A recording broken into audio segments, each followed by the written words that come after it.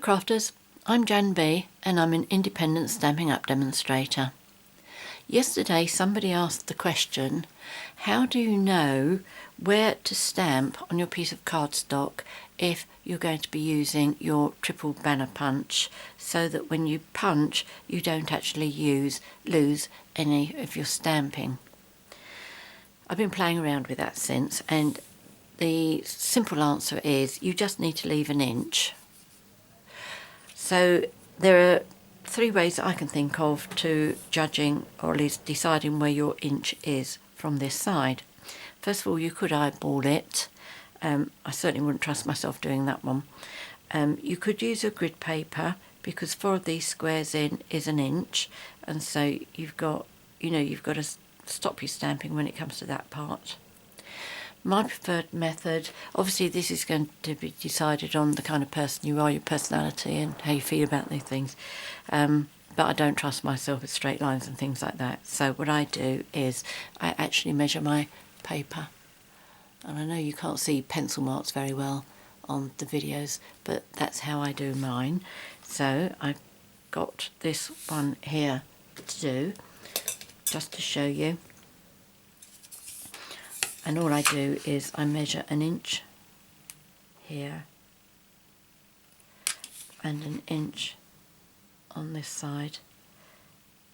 Obviously once I've done mine I have to go back and remove the pencil lines, but that's fine, I don't mind that. Okay, so that's the line you probably can't see, can you? But it is there. There we go. Okay. So what I do next is I've got my 4 stamps all lined up, and this is my 2-inch piece, isn't it? So my 2-inch piece, I'm going to do the congratulations to the bride and groom, which comes from a stamp set called For the New To.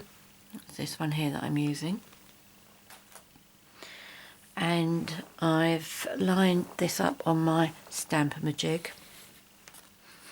So what I'm going to do, now on these ones what I did was, when I lined my acetate up with my cardstock, I allowed an extra 1/8 of an inch. So that is set quite way back. Let me see if I can bring this to show you. So you see where my line is, and you see where that last flower is. I think that's probably about 1/8 of an inch. But this time what I'm going to do is I'm going to put my flower right on to the edge, and that way we can see what the difference is once I've used the punch on it. Now I'm just going to line that up. And as always, it's not quite so easy when I can't get my head over. Let's move those.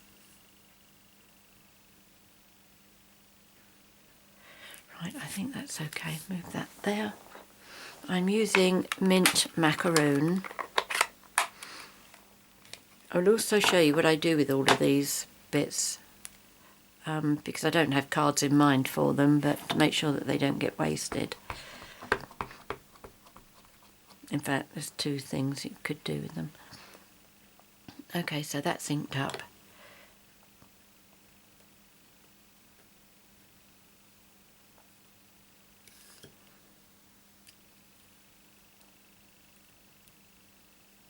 And obviously, if you're like me and you don't put the pictures on the back of your stamps, it is important to make sure that you've got your stamp up the right way. Okay, so there's that one. What's the next one I have? This is my 1.5 inch, and for that I have the happy birthday. Again, I'm going to line my template up right to the edge of my pencil mark. Just try and get that centered.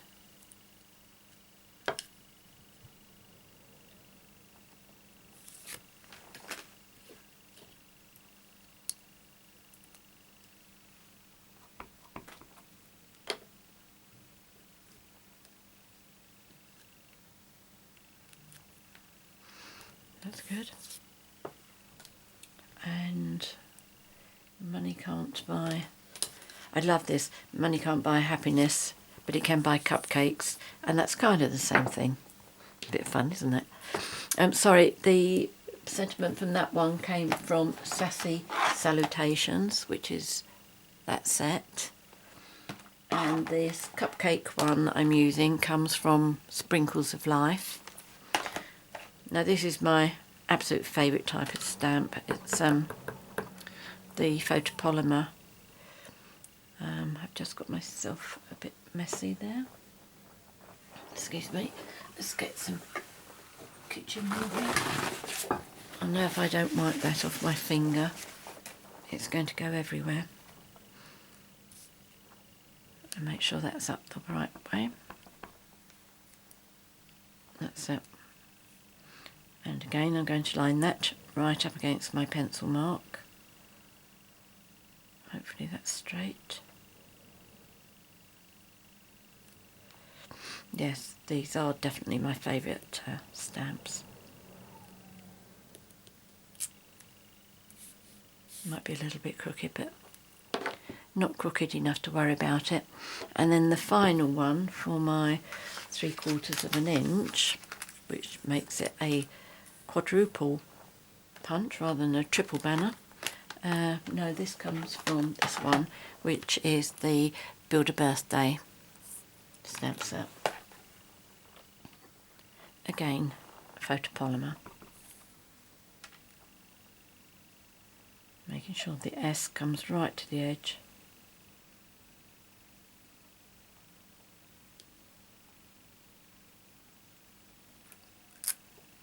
There we go.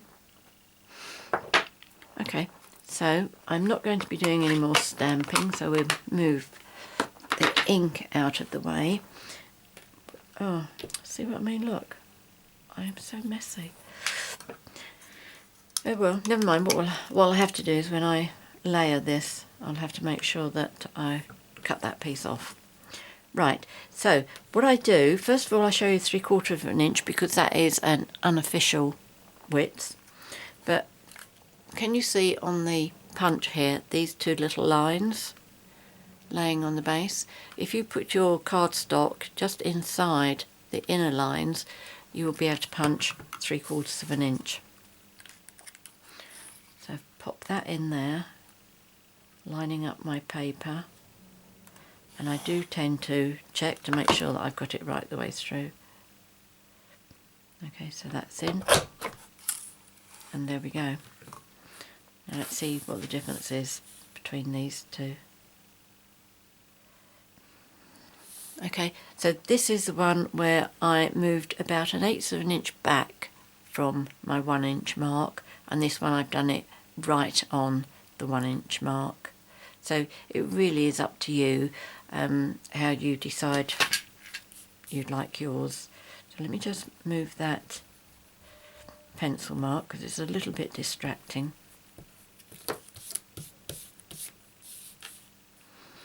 Okay, so there you can see what they both look like.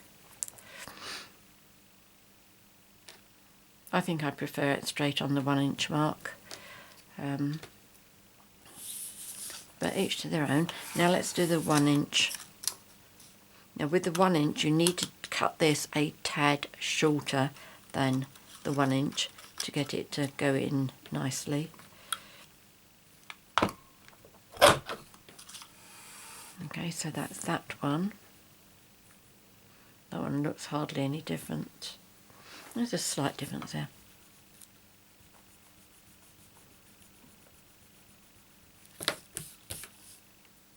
But not much, is there?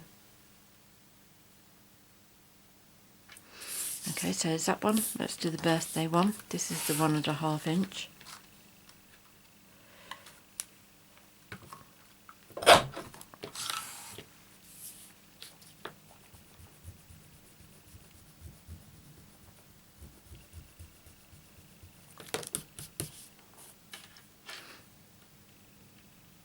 Again, you can't really see much difference, can you? I mean, you have to look very clearly, very closely. The only time it would really matter, I think, is if you are restricted for space. you know, where you're planning to put this on your card. And there we go, there's that one.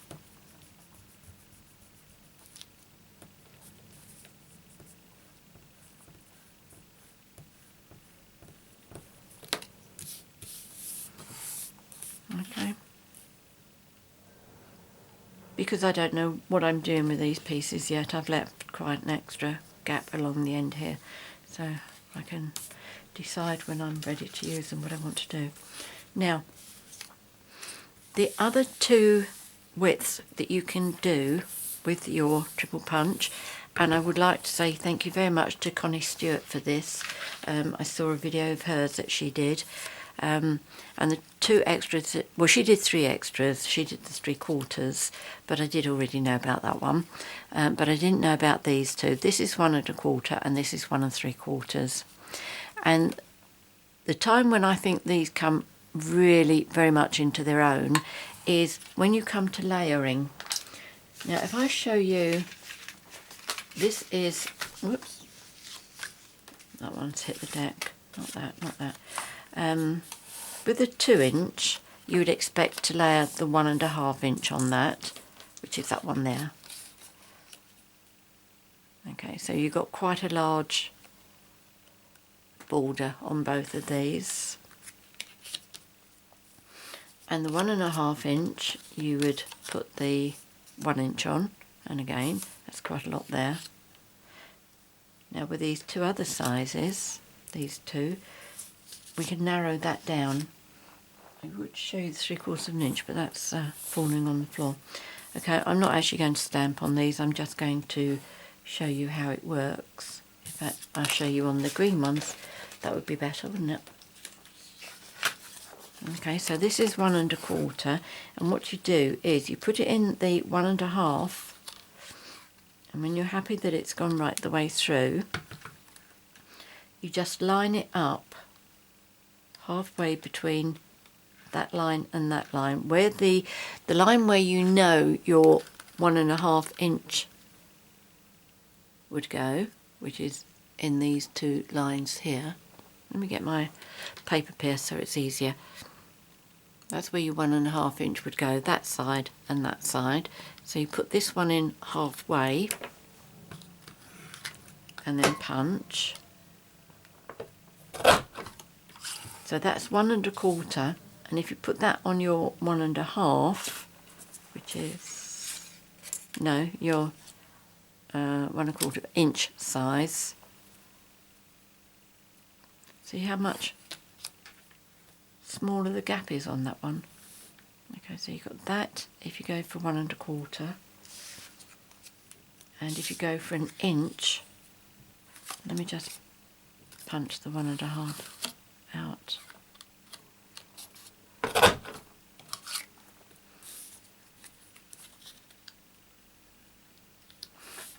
Okay. Now I don't know about you, but I definitely think the narrower gap looks better than this. And again, if you're limited for space on your card where you want to place this, that does look better.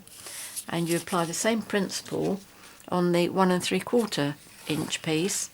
You put that in where your 2 inch piece would normally go, and then you just line that up with an equidistance between that edge and that edge. Move that over a bit, I don't think it's quite lined up nicely. And you punch that, so your 1 1/2 inch would go on nicely with that one. So that's 1 1/2 inches. Okay, so you've got the nice narrow bit again, as opposed to, let's do that one.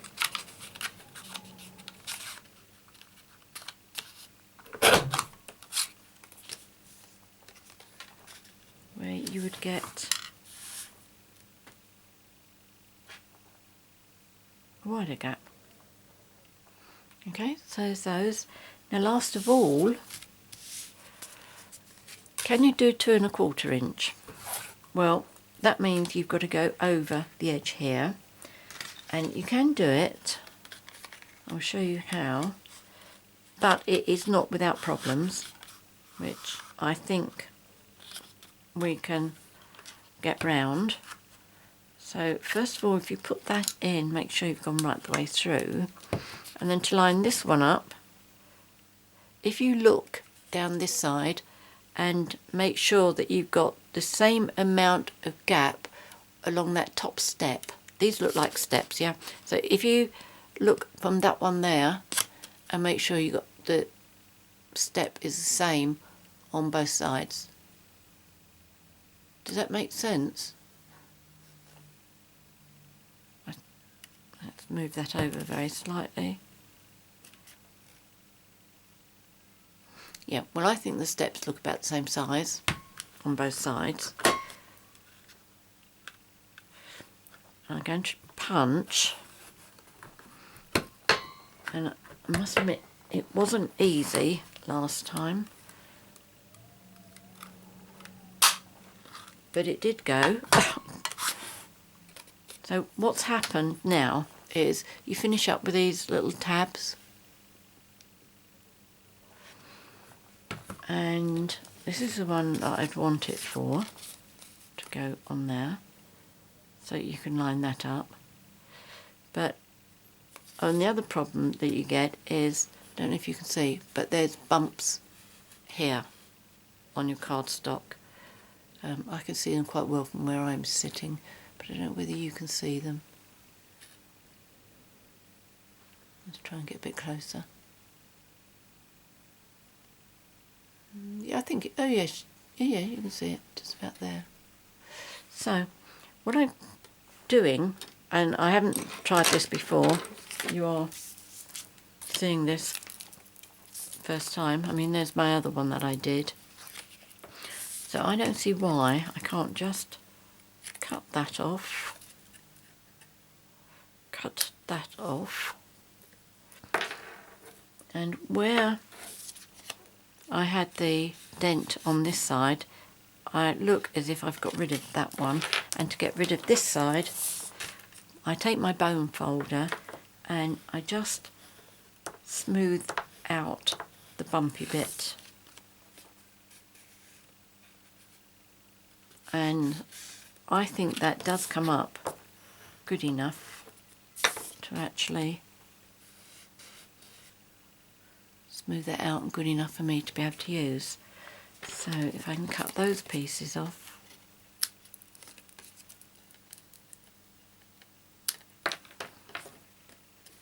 and then put that one on there.